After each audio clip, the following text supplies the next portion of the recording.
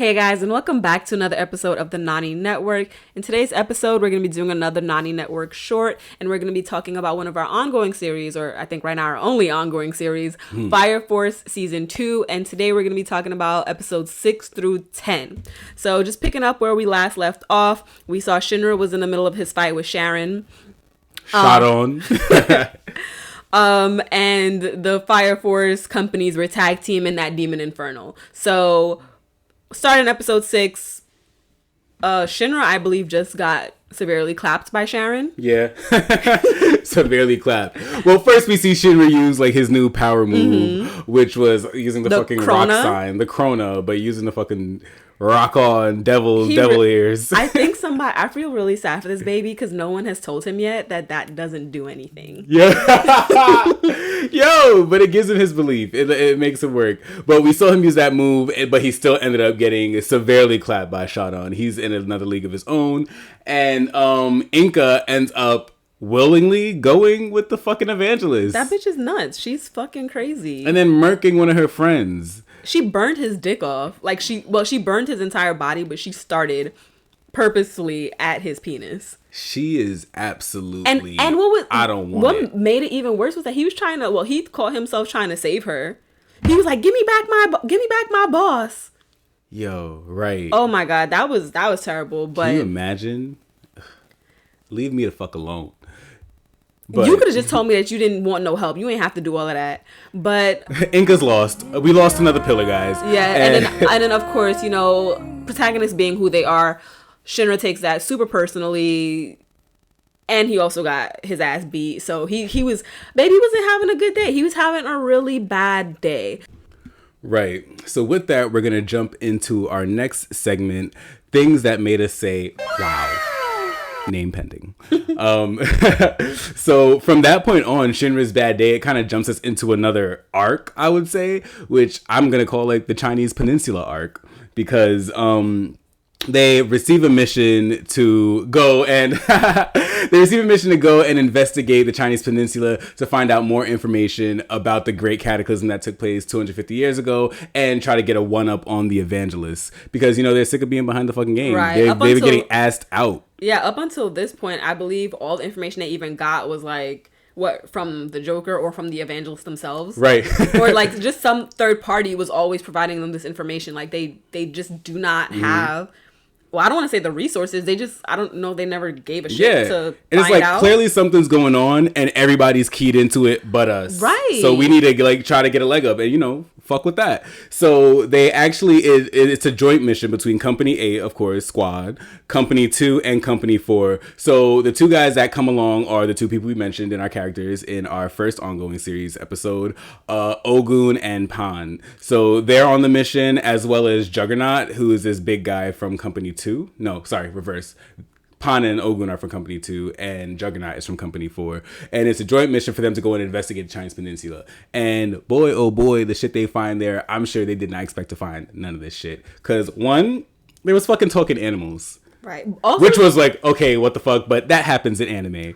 Also, just to kind of set the scene of the Chinese Peninsula. So once you hit the dock, like it's like a regular, land, like people are there and shit, but then once you keep driving deeper into it, it's like this, what do you call it? Like a barren wasteland. Yeah, literally, it's like a barren wasteland, and it's really bad there for some particular reason. I don't know if the great cataclysm started there or if it just affected there worse, but it's uninhabitable. Right. Or I think it just shows the extent in which they were able to inhabit with Amaterasu's power. Like, it just, the further you go from its source is like, you know, a fucking wasteland. So, you know, those people out there are probably the poor. So, like, Amaterasu is the center, and then, like, you have this... That's why it's like a city all surrounding it. It's beautiful. Life can live here. And then the further you go, the less power and the less reach it has. So, that was kind of interesting to see. Like, this is what land outside after the Great Cataclysm, this is what the fuck it looks like. And it's hard. And, and I don't want to be there. But, so not only do they find talking animals, but here we fucking go again with the bullshit. They found talking infernals. What? Right. Can I go to like right before we see the talking infernals? You remember that sea of infernals that they saw? Yeah. Oh my That was gosh. fucking nuts. So they had came up on like this gaggle is too small. It was what was it? It was just like literally a sea of infernals, just like standing shoulder to shoulder, like soldiers, not moving, not doing anything. Right? They were just standing there, and they were like, they as in the team on the mission were like, we do not want and cannot handle the smoke, and they left them alone.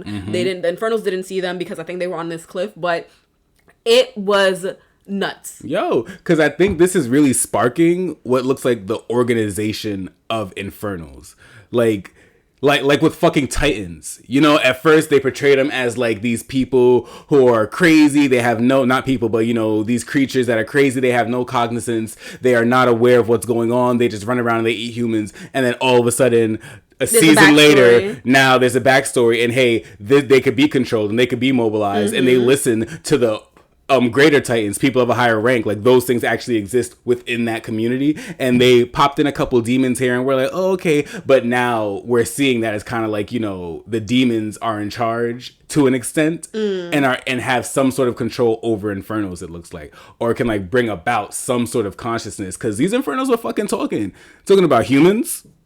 Are you humans? It's like, hey, yeah, we're here to investigate and like save this patch of land that we found within. I think I like jumped the gun a little bit. They went through this wasteland and they found an oasis. If you know what oasis is, it's like within this wasteland, it's an actual area of forest, basically. It had greenery, water, running power, and at the center of that is another, basically, Amaterasu.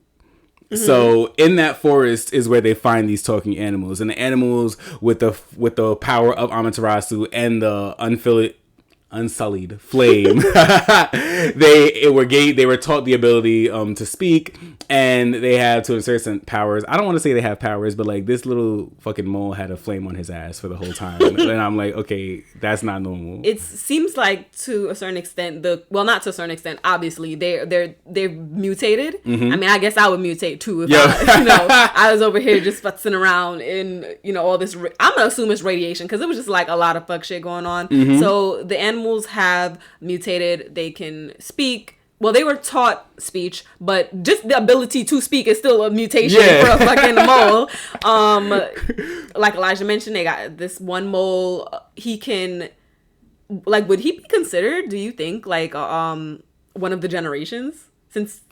See, like, they didn't even explain that. Yeah. Because amongst the infernals were also infernal dogs. That's something we should mention too. Like, we met for the first time in infernal dogs. Yeah, exactly. Right. So, this is what happens. Animals are infected by this as well. Although, as we mentioned in our episode when we talked about Fire Force, episode 2, animals don't exist to the others. So I think seeing these infernal dogs, like certain animals, like majority of the animals don't exist. So I think seeing these infernal dogs, I was like, what the fuck's going on here? Oh, maybe that's what happened. Well, like, they But so they find this tabernacle, and of course they want to investigate and see what the fuck's going on, because this is information mission. They're going out here to get intel. So reconnaissance, right? So if they're getting this to get this info, and you find something, of course you have to fucking investigate it now. And it turns out that this tabernacle was built by a woman who had an Ebola burst. Not built. It was revitalized. It was a victim of the Great Cataclysm, and it was destroyed, and she brought it back to life. And when she brought it back to life, it was able to sustain life in that area once again. So it basically mimics exactly what our home team's Amaterasu does. And I don't even know what to call what she becomes. Yes. Oh, she also doesn't have a name, so we're just going to refer to her as the lady or the woman in black. That's what the episode title called her. And the animals kind of worship her as their god, because she's the one who taught them how to speak. She's the one who saved their lives, essentially. And one day she just disappeared and no one's seen her again. So since Shinra has been in this area, he's been forming an Adola link, he thinks, with the building. And he's really weird, and he's really like, what the fuck's going on with that? But then we later he's like, how can I find an Adola link when, to my knowledge, there's no one with an Adola burst nearby? Exactly. But he senses that it's coming from the building, but he's like, okay, you better learn from your past. Okay, listen, you better be like, what's going on here? You better investigate, because the animals told him that Shorty left. So it's kind of like, okay, she clearly pulled the wool over y'all eyes, because this can't happen if she's not in the vicinity. Exactly. So it turns out that she is actually the source of power for this tabernacle, for their Amaterasu. Because Licht and them go in and they investigate and they find these keys. And where have we heard keys before? There's 8 of them. The keys, the pillars, it's 8 keys for Adola. So that kind of sparks a lot of questions here. You know, it's like, okay, if she's inside there and she's the one who he's forming this Adola link with, who the fuck's powering our shit? Right. So it was locked. To me, what confused me a little bit was like, they didn't explain why they didn't just open the door. Because I'm like, because the way they made it look was like, it was like a door to the tabernacle, and they had the eight keys were there. It's not like there were 8 key slots. Exactly. The keys were there, and one was already in the door. So was that a lock from the inside, or is that a lock? Like, no one even tried to jangle it or nothing. Right. I mean, I wouldn't either. I wouldn't fuck with... She helped y'all. Obviously, she's friendly. You thought you had a friend. Okay, but what's gonna happen to the you Oasis? Think that this is crossing the line? Now they fucking with too much? I thought that's fucking with too much. When I saw the Sea of Infernos, I would have been like, all right, y'all. I'm going back. I'm gonna be in the truck. Yo, and I hope you never join a fucking company. Like, that would be shook with you on the team. But it's like, no, okay, you know what? We came here for information. They don't even have the authority to act. The most they had was a lieutenant, a co-captain on the freaking team. They couldn't. I mean, you say that like he ain't shit. She wasn't shit. I'm not gonna say he wasn't shit, but you know, like they didn't have the authority to do any further investigation than that. Right now, that's like freeing something and doing something that's gonna have further repercussions that they didn't want, you know, put on them. I think that makes sense. Like, thinking in the moment, you don't just open shit. The scientist guy too. Like, curiosity did not trump sense. To me, this is not like y'all went down the street to the local library to find information. Y'all went all the way. Y'all had to get on a boat to go to another land, to go to China, which I'm pretty sure it has shifted and it's probably a lot closer now because, like y'all said, the world was mashed up after the cataclysm. But y'all went all this way. Why not find out all that you can find out? Right? I would open the door. Or I would have somebody else open the door. I think the door should have been opened. Or it should have been tried to be opened. Or it should have jangled it. Or it should have something. But, like, again, I guess I get why they probably didn't want to fuck with it. Because they're just like, okay, this is what is powering... not powering, but this is what's sustaining life in this forest. And we don't want to... intel. And we're here for intel. Shay would just shake shit up. That's prime intel. A bitch is in the building that's powering the forest that mimics our society. What? You don't want to know. And that's all the information that you take back and you tell to your higher ups. Like, okay, this is all the information we got. The higher ups is the next course of action? No, the higher ups, as in Obi, as in Hinaba, I believe, Company 5, like, as it gets some of these people who are actually smart and really thinking, not just Obi's Lick's crazy smart? ass. That's why I mentioned Company 5, Captain. But, you know. Because Obi would have been like, well, shit, why didn't you open the door? I know that's right. Yes. Obi fully would have opened that shit. But it's like, you know, I didn't think they were equipped. They almost got killed by that demon. Shit was going on. Like, you guys didn't have fighters with you. Like, they had 2. Who else could fight? Arthur can fight. Okay, guys, so, like, there's, like, a whole fight scene, and, like, Ogun is, like, shooting his spears out, killing, like, 8 demons at a time. I'm about to call him Midori again. Shinra is on his hands, twirling around, knocking out, like, another 8 of them, and then Arthur comes and slices one. And I'm like, yo... Why did y'all bring him? Them fast in succession. No, he didn't, because they would have showed it, Shay. If he could, they would. They didn't show that shit. How come everyone else, like, even freaking Maki Tamaki with her tails, killed 2 people with her tails at least. He's out here one by one in it. They fully could have bought anybody else. Slow and steady wins the race, okay? So when y'all tucking yourselves out and y'all tired because y'all was over here, pew, pew, pew, pew, pew, pew. Pshum, pshum, everybody gonna die. Pshum, pshum. And doing all that shit, guess who's still gonna have energy for round 2? And guess who's gonna be dead? These guys. Last thing, we got a lot of information about the evangelist, finally. First of all, they confirmed the evangelist is a woman. Did that shock you? I didn't know the evangelist was a woman. She looked like a woman. She had a hood on the whole time, didn't she? I mean, the features that they showed looked womanly to me. Since when in anime does that mean anything?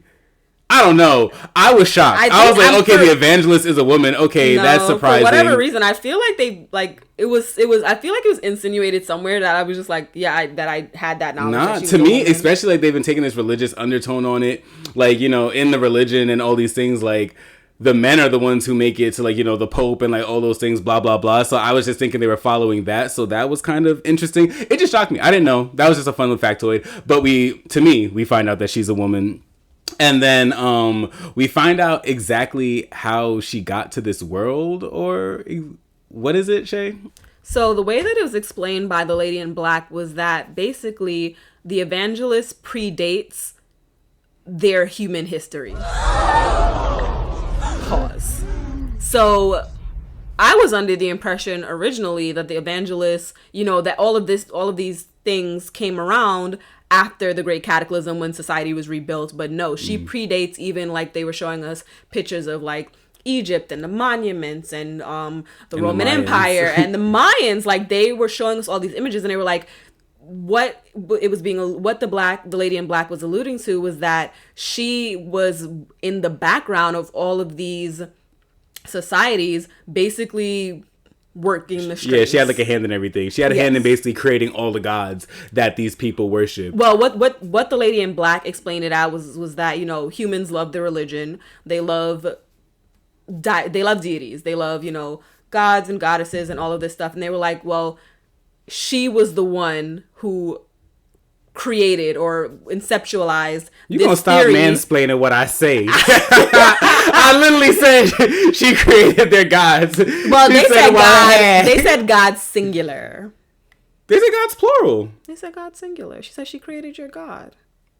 Oh, I thought she was referring all these people, because she was like, you know, all these people worship these different gods, but I thought it would say she was basically insinuating that, you know, she was the one behind all of these gods. Oh, because when she came back to it, she was like, so I think like well, I think she was talking specifically. I don't even know if this is a Christian society, so they could. Yeah, well, I thought she was talking specifically to Shinra in that moment, like, you want to fight someone who created your god? And it's like, okay, but she created all these gods, but it's like, okay, you guys out here to worship in Seoul, talking about, you know, Latom. It's like, do you want to Seoul, right? Like the great god of. You want to fight the person who created your god?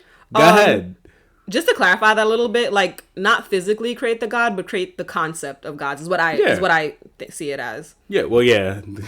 No, because I don't know. I don't know if they think that there's an actual, because that's what people believe, right? Like that there's an actual representation of their god somewhere. But look, is that not what people believe?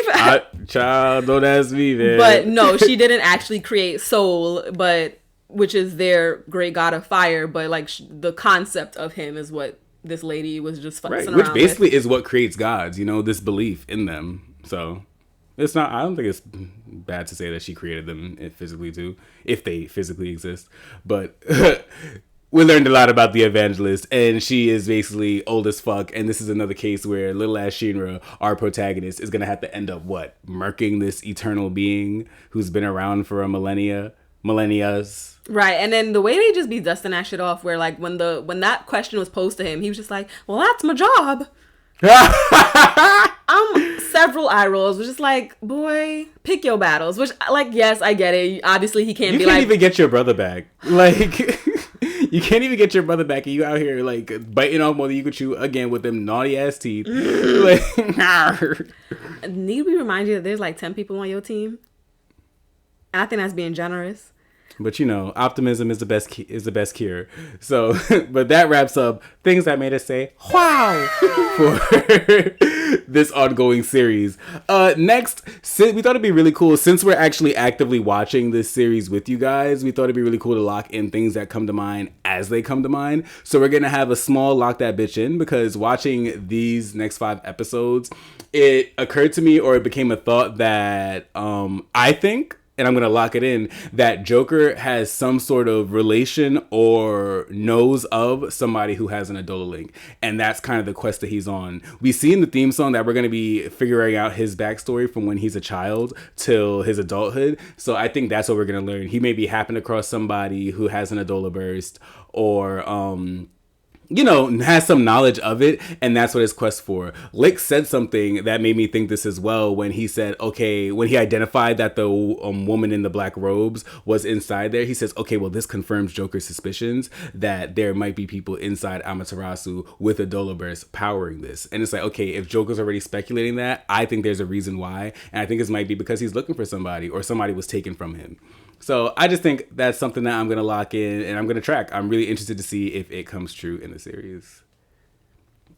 Another honorary category that we're going to mention is just a character that you fuck with. So we usually do this at the end of a season or series that we watch. But since we're, again, watching this season through with you, I want to give an honorary mention to Ogun, who... he like Elijah and I were talking about it, and it's like it was crazy the finesse that he had. So he was fighting the demon that we mentioned earlier and buying time for Shinra to have his conversation with the lady in black, and he had like main character finesse. Yeah, when he bodied that demon, it was just, well, he didn't end up body it, but yeah, like he took charge and he was like, okay, everyone's about to get murked. I think at that point, like somebody had gotten gravely injured and he was like, all right, you know what, I got one more trump card, and his trump card gave me main character power set.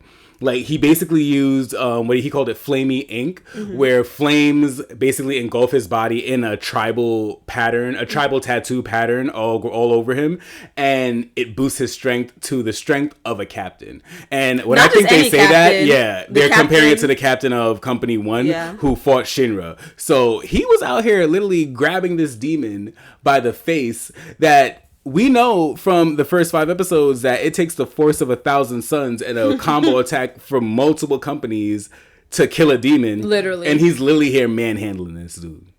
And I was just like, what the fuck? And by himself. He was with 2 other people. He's with Tamaki and Juggernaut. And they largely did nothing. And he, by himself, was able to hold back a demon, which, like Elijah just mentioned, was only able to be done by... entire like multiple companies working together, and then by Captain, I think his name is Shimon from Company 7. Yeah, so like that who's a reputable fighter, right? So like that set that they're putting him in, like I'm just like, what would happen if you fought Shinra? Right, he probably clapped Shinra as he is now. Like his power is way better than his. To me, his power is kind of similar to Sharon's, like where he was able to like. Who is that? You know. Who is that? You know. Stop disrespecting this man. Sharon. Whatever. You know his name. It's similar in that they can boost their... a second generation could never. Leave him alone. A second generation could honestly never. It's cute too. Obviously he could, because he's a second generation, but he beat 4th generation Shinra. As he is now.